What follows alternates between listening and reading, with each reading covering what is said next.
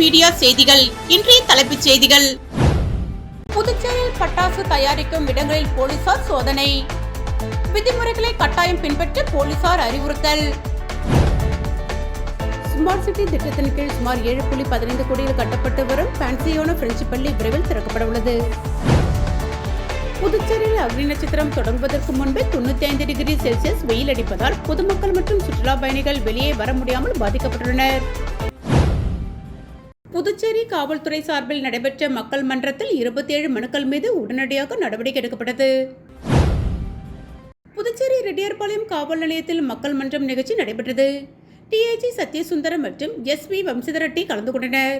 பல்வேறு பிரச்சனைகள் தொடர்பாக மக்கள் மனு அளித்த மனு மீது டிஐஜி நடவடிக்கை எடுத்தார். அதேபோல் சோலைநகர் புறக்காவல் நிலையத்தில் senior SP Kalaivanan, Karaikal town police station senior SP Lakshmi Soujanya, Puducherry cyber crime காவல் நிலையத்தில் மக்கள் மன்றத்தில் சீனியர் எஸ்பி ராகவ் ஆகியோர் பங்கேற்றனர். போக்குவரத்து காவல் நிலையங்கள் மற்றும் திருக்குனூர் காவல் நிலையத்தில் நடைபெற்ற மக்கள் மன்றத்தில் எஸ்பிக்கள் கதிரவன், சுப்பிரமணியன் கலந்து கொண்டு மக்கள் பிரச்சனைகளை கேட்டறிந்தனர். கரையாம்புத்தூர் புறக்காவல் நிலையம், மாகி மற்றும் ஏனாம் பகுதியில் உள்ள காவல் நிலையங்களில் மக்கள் மன்றம் நடைபெற்றது. நேற்று நடந்த மக்கள் மன்றத்தில் 34 பெண்கள் உட்பட மொத்தம் 193 பேர் கலந்து கொண்டனர். இதில் 47 பேரிடம் இருந்து பெறப்பட்ட புகார் மனுக்களில் 27 மனுக்கள் மீது உடனடியாக நடவடிக்கை எடுக்கப்பட்டது. முதலியார்பேட்டையில் மதுபோதையில் வாய்க்காலில் தவறி விழுந்த கொத்தனார் இறந்தது குறித்து போலீசார் விசாரித்து வருகின்றனர். முதலியார்பேட்டை உடையார் தோட்டத்தை சேர்ந்தவர் செல்வம், வயது 46, கொத்தனார். குடிப்பழக்கம் உள்ள இவர் நேற்று முன்தினம் மாலை மனைவி வேளாங்கண்ணியுடன் சண்டையிட்டு வீட்டிலிருந்து வெளியே சென்றார். இதையடுத்து ஒத்தவாடை வீதி, அம்பேத்கர் சாலை சந்திப்பில் உள்ள வாய்க்கால் அருகே செல்வம் மதுபோதையில் அமர்ந்திருப்பதாக அக்கம் பக்கத்தினர் அவரது மகன் மணிமாறனிடம் தெரிவித்தனர். தந்தை வழக்கம் போல் வீட்டிற்கு வந்துவிடுவார் என எண்ணி மணிமாறனும் வீட்டிற்கு சென்றார்.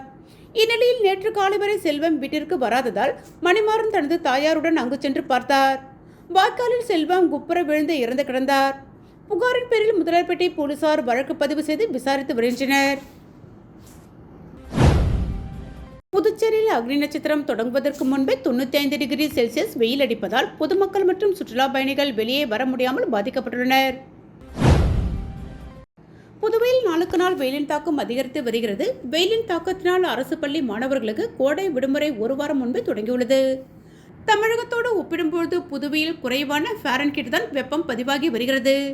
ஆனால் வெயிலின் தாக்கம் மட்டும் அதிகமாக இருக்கிறது. இதற்கு காற்றில் ஈரப்பதம் அதிகமாக உள்ளதுதான் காரணம் என கூறப்படுகிறது.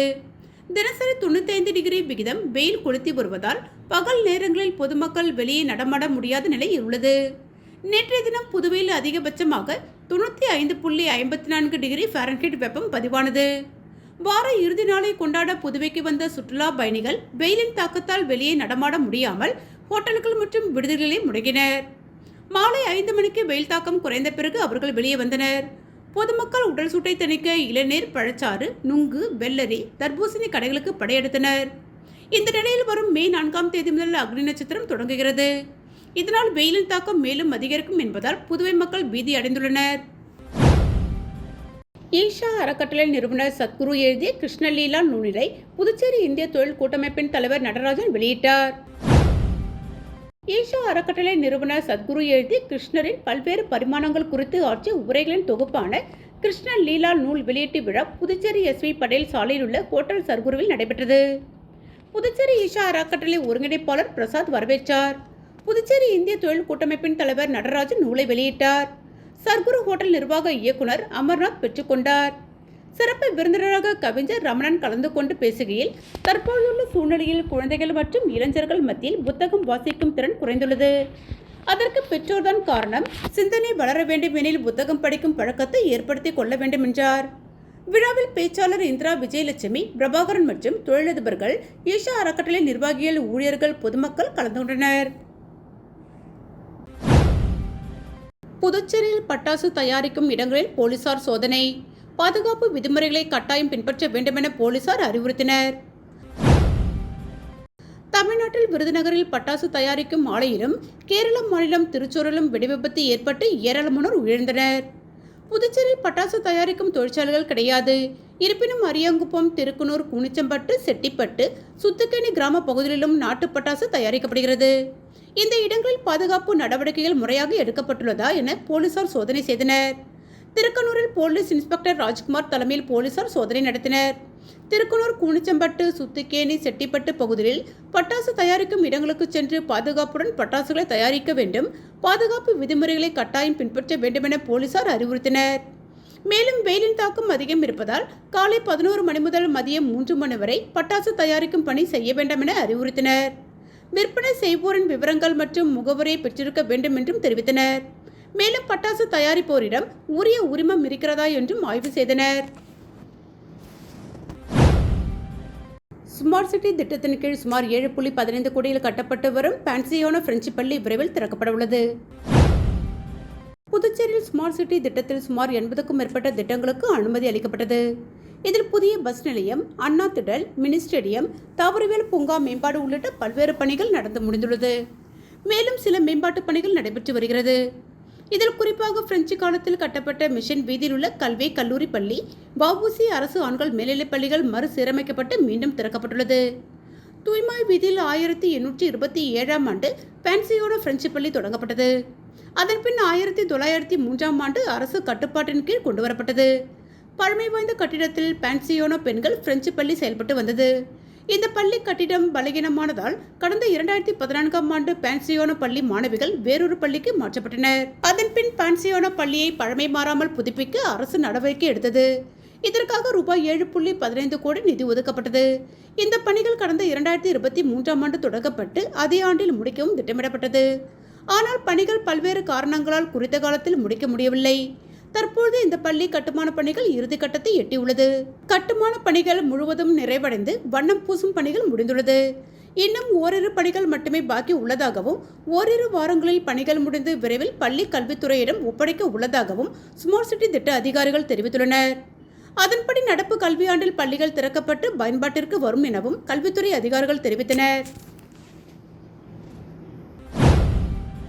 திருநள்ளாறில் உள்ள உலக பிரசித்தி பெற்ற ஸ்ரீ சனீஸ்வர பகவான் ஆலய யானை வெயிலின் தாக்கத்தை தவிர்க்க சரஸ்வதி தீர்த்தகுளத்தில் குளித்து குதூகலம் அடைகிறது. காரைக்கால் மாவட்டத்தில் பிரசித்தி பெற்ற திருநள்ளாறு ஸ்ரீ தர்பானேஸ்வரர் தேவஸ்தானம் ஸ்ரீ சனீஸ்வர பகவான் கோவிலில் பிரகிருதி என்னும் 22 வயது பெண் யானை உள்ளது. யானையை முருகேசன் மற்றும் மணிகண்டன் ஆகிய 2 பாகன்கள் பராமரித்து வருகின்றனர். திருநள்ளாறு தர்பானேஸ்வரர் ஆலயத்தில் நடைபெறும் திருவிழா மற்றும் முக்கிய நிகழ்வுகள், பூஜைகளில் கோவில் யானை பிரகிருதி கலந்து கொண்டு பொதுமக்களுக்கு ஆசீர்வாதம் வழங்கி வருகிறது. மேலும் விசேஷ நாட்களில் கோவிலுக்கு வரும் பக்தர்கள் சனீஸ்வர பகவானை தரிசனம் செய்து யானையிடம் ஆசீர்வாதம் பெறுவது வழக்கமான ஒன்றாக உள்ளது. பிரகிருதி யானையை தினமும் காலை மற்றும் மாலை இருவேளை கோவிலில் சரஸ்வதி தீர்த்தகுளத்தில் குளிக்க வைக்கப்பட்டு வருகிறது. தற்போது காரைக்கால் மாவட்டத்தில் கோடை வெப்பம் காரணமாக சுட்டெரிக்கும் வெயில் அதிகரித்து வருகிறது. வெயிலின் தாக்கத்தை தணிப்பதற்காக தீர்த்த குளத்தில் மதியம் வேளையில் கூடுதலாக சில மணி நேரம் பிரகிருதி யானையை குளத்தில் குளிப்பதற்கு கோவில் நிர்வாகம் சார்பில் ஏற்பாடு செய்யப்பட்டுள்ளது. இதனால் மகிழ்ச்சி அடைந்துள்ள பிரகிருதி யானையை சுமார் 1.5 மணி நேரத்திற்கு மேலாக குளத்தை விட்டு வெளியேறாமல் ஆனந்தமாக குளித்து குதூகலம் அடைகிறது. புதுச்சேரியில் உள்ள CBSE பள்ளிகளில் பிரெஞ்சு மொழி 2ஆம் அல்லது 3ஆம் மொழியாக நீக்கப்படும் என அறிவிக்கப்பட்டுள்ளது. மத்திய கல்வி வாரியத்தின் CBSE புதிய பாடத்திட்டப்படி 6ஆம் வகுப்பு முதல் மாணவர்கள் 3 மொழிகளை கட்டாயம் பயில வேண்டும். இதில் குறைந்தது 2 மொழிகள் இந்திய மொழிகளாக இருக்க வேண்டும். ஆங்கிலம் வெளிநாட்டு மொழியாக கருதப்படுவதால் அதற்கு அப்பால் வேறு எந்த வெளிநாட்டு மொழிக்கும் இடமில்லை. இதனால் பிரெஞ்சு, ஜெர்மன் போன்ற மொழிகள் பள்ளி நேர அட்டவணையில் இருந்து விலக்கப்படுகின்றன. பல பள்ளிகள் ஏற்கனவே இந்த மாற்றத்தை செயல்படுத்த தொடங்கியுள்ளன. 2ஆம் மொழியாக பிரெஞ்சை தேர்வு செய்த மாணவர்கள் ஏற்கனவே பயின்று வந்த தங்கள் முதல் மொழிக்கு பொதுவாக தமிழ் அல்லது இந்திக்கு மீண்டும் மாற்றப்படுவார்கள் என பள்ளி நிர்வாகங்கள் தெரிவித்துள்ளன. இது மாணவர்களுக்கு சில சிரமங்களை ஏற்படுத்தலாம் என்றாலும் புதிய கொள்கை இந்திய மொழிகளை ஊக்குவிப்பதை நோக்கமாக கொண்டுள்ளது.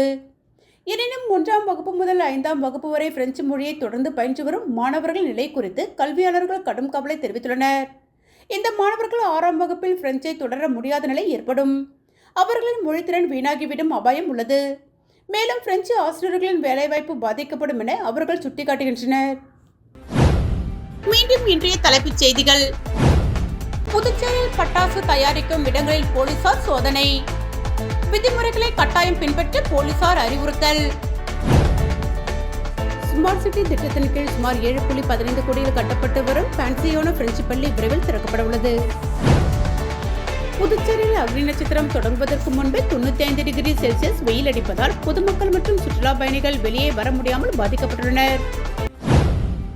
இத்துடன் A1 மீடியா செய்திகள் நிறைவு பெற்றன. நன்றி.